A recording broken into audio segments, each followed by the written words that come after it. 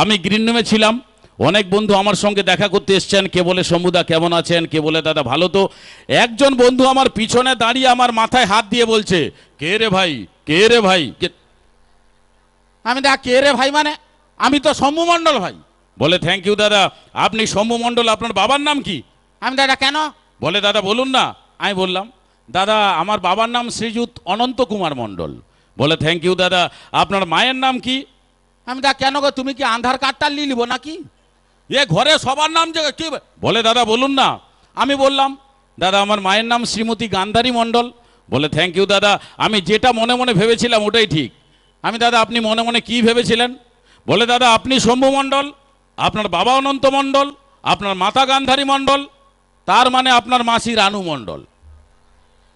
হ্যাঁ আমি মণ্ডল ফ্যামিলি হলাম বলে আমার মাসি রানু, এটা একটা কথার কথা হয়। বৌদি হাসে ঠাকুমাতে করে হাঁগাড়ি। তো যাই হোক, তো ঘটনাটা হচ্ছে উনি তো যাই ছিলেন উনার কাছে আরেকজন দাঁড়িয়েছিলেন। উনি বললেন শম্ভুদা আমি একটা কথা বলি।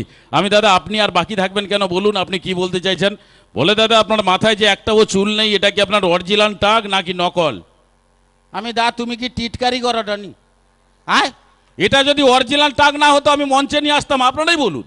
এটা যদি নকল হতো তাহলে তো আমি টাক খুলে গাড়িতে রেখে আজকের অনুষ্ঠানে আসতাম। তবে আজকে আপনাদের কাছে বলেই যাবো এটা হলো কেন, এর পিছনে কার হাত ছিল।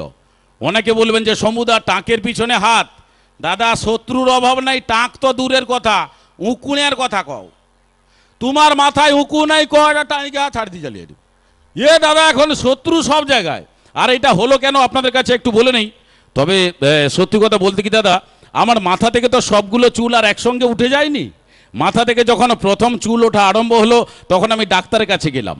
ডাক্তারবাবুকে গিয়ে বললাম ডাক্তারবাবু এই বয়সে যদি আমার মাথা থেকে সব চুল উঠে যায় তাহলে যেখানে অনুষ্ঠানে যাব সেখানকার কমিটির বন্ধুরা বলবেন শম্ভুদা আপনার মাঠটা একটু ভাড়ায় পাওয়া যাবে, একটা সাইকেল স্ট্যান্ড করতাম।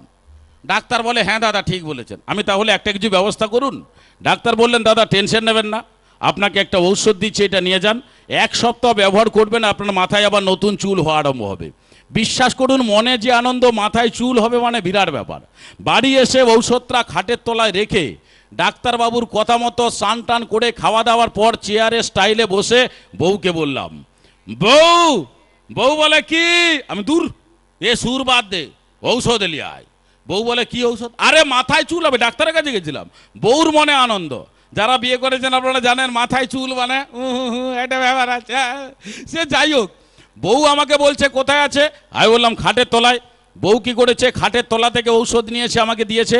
আমি ডাক্তারবাবুর কথা মতো হাতে ঢেলে 2 হাতে ঘষে ভালো করে মাথায় ম্যাসেজ করছি, স্টাইলে আছি, চুল হবে মানে বিরাট।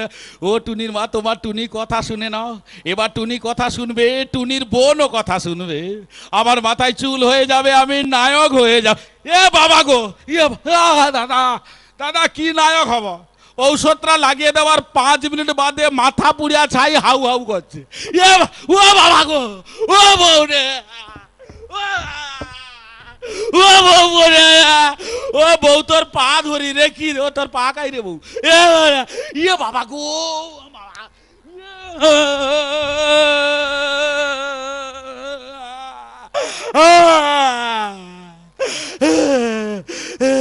তাহলে বন্ধুরা বলবেন যে শম্ভুদা তুমি এরকম হচ্ছ কেন? দাদা ঔষধের লেভেলটা যখন দেখি, এ মা গো আমি তো চাষি মানুষ, আমার খাটের তলায় অনেক রকমের ঔষধ আছে। আমার বউ কি করছে, চুল হওয়া ঔষধ না দিয়ে আমাকে ঘাস মারা ঔষধ দিয়ে দিয়েছে। পুরা গড়া পচি মু মরি সাপ্পা হয়েছে, পুরা একবারে পরিষ্কার ভবন। এবার আপনারাই বলুন 10 টাকা আর আমার না আমার বউয়ের। তবুও ভালো লাগলে আমার বউর জন্য একটু হাতের তালি সবাই মিলে।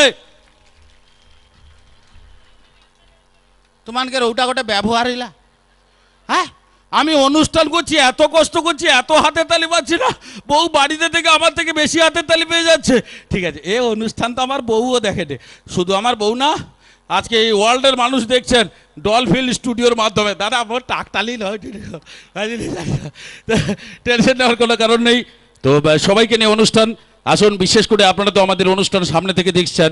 আর আমাদের এই অনুষ্ঠান যিনারা দূর দূরান্ত থেকে দেখছেন ডলফিন স্টুডিওর মাধ্যমে। আপনাদের অসংখ্য ধন্যবাদ জানাই, আপনারাও আমাদের সঙ্গে রয়েছেন। আপনারা দূর থেকে আশীর্বাদ করছেন, এর থেকে বড় চাওয়া পাওয়া আমাদের শিল্পীদের জীবনে আর কিছু নেই।